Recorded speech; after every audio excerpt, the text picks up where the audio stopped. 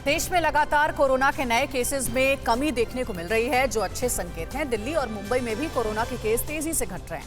हालांकि दक्षिण के 3-4 राज्यों में कोरोना की रफ्तार चिंता का सबब बनी हुई है। आज केंद्रीय स्वास्थ्य मंत्री कई राज्यों के स्वास्थ्य मंत्रियों के साथ कोरोना के ताजा हालात की समीक्षा करेंगे।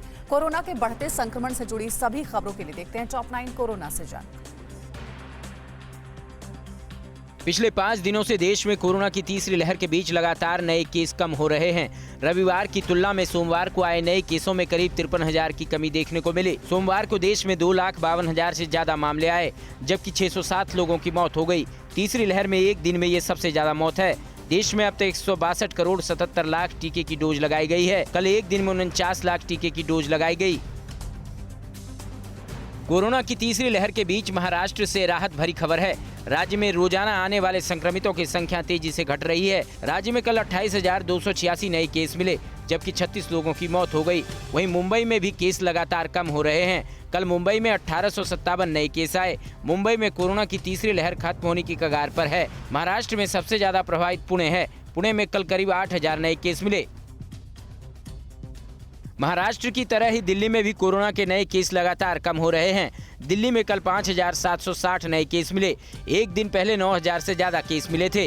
राहत की बात यह है कि संक्रमण दर घटकर 11.79% हो गई है। 27 जनवरी को कोविड मामलों को लेकर डीडीएमए की बैठक होगी, जिसमें फिलहाल लागू वीकेंड कर्फ्यू और बाजारों के ऑड इवन सिस्टम को खत्म करने पर फैसला हो सकता है। कोरोना के हालात को लेकर केंद्रीय स्वास्थ्य मंत्री मनसुख मांडविया आज जम्मू कश्मीर, हिमाचल प्रदेश, पंजाब, हरियाणा, उत्तराखंड, लद्दाख, उत्तर प्रदेश के स्वास्थ्य मंत्रियों और आला अधिकारियों के साथ बैठक करेंगे। इनमें 3 राज्य ऐसे हैं जहां अगले महीने से विधानसभा चुनाव होने हैं। वर्चुअल बैठक में इन राज्यों में कोरोना के ताजा हालात और उसको काबू करने के उपायों पर चर्चा होगी। उत्तर प्रदेश में सोमवार को कोरोना के 11,159 नए संक्रमित मिले, जबकि 10,000 से ज्यादा बीमार ठीक होकर घर लौटे। राज्य में कोरोना से कल 17 लोगों की मौत हो गई।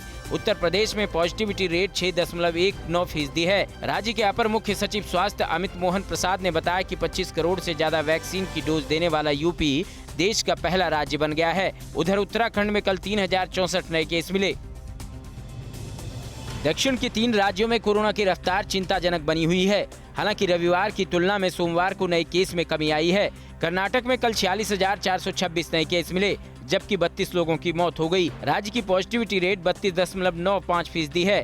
केरल में कल 26,514 नए केस मिले और 13 लोगों की मौत हो गई, जबकि पॉजिटिविटी रेट 47.72% है। तमिलनाडु में 30,215 नए केस मिले और 36 लोगों की मौत हो गई। यहाँ पॉजिटिविटी रेट 19.98% है। एनसीपी प्रमुख शरद पवार कोरोना पॉजिटिव हो गए हैं। पवार ने ट्वीट कर इसकी जानकारी दी है। उन्होंने कहा कि वो डॉक्टरों की सलाह पर दवाई ले रहे हैं। उन्होंने पिछले कुछ दिनों में उनके संपर्क में आने वाले लोगों से टेस्ट कराने की अपील की है। उधर कांग्रेस के नेता दिग्विजय सिंह भी कोरोना की चपेट में आ गए हैं। उन्होंने भी पिछले 2-3 दिनों में संपर्क में आने वाले लोगों से टेस्ट कराने की अपील की है।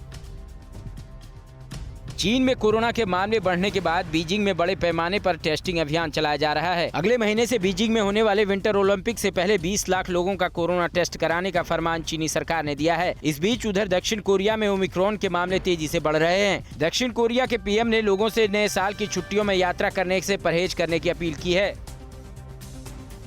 WHO के प्रमुख टेड्रोस एडनॉम ने कोरोना को लेकर बड़ी चेतावनी दी है। उन्होंने कहा है कि ओमिक्रॉन को कोरोना का आखिरी वेरिएंट समझना खतरनाक हो सकता है। टेड्रोस ने कहा कि भविष्य में इस तरह के हालात को रोका जा सके, इसीलिए दुनिया को महामारी के इस दौर से सबक सीखने और समाधान खोजने की जरूरत है।